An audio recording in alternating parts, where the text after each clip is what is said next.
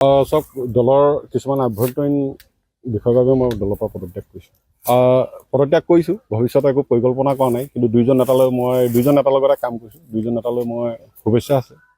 কিন্তু আভ্যন্তৰীণ কিছুমান ঘটনা যিবিলাক এতিয়া মই ক'ব নোখোজোঁ, কংগ্ৰেছ দলৰ এৰিছোঁহে, এতিয়া মই বদনাম কৰিব বিচৰা নাই দলৰ, কিন্তু মই বহুত কিছুমান সংবেদনশীল কাৰণেই মই দলটো পদত্যাগ কৰিছোঁ। কংগ্ৰেছ দলে যিবিলাক মানে কাম কৰিব লাগিছিল বা যিবিলাক স্পৰ্শকাতৰ কথা, যেনেকৈ গৌৰৱ গগৈ পাকিস্তান সম্পৰ্কত আমাৰ সভাপতিয়ে স্পষ্টীকৰণটো যি ধৰণে দিছে, মোৰ বৰ গ্ৰহণযোগ্যতা হোৱা নাই। আৰু ভূপেন বৰাই যিবিলাক কথা উপস্থাপন কৰিছিল, সেই কথাবিলাক আমাৰ শীৰ্ষ নেতৃত্বই স্পষ্ট ৰূপত আপোনাক নাকচ কৰিব পৰা নাই। সেইবিলাক খুবেই সংবেদনশীল হয়।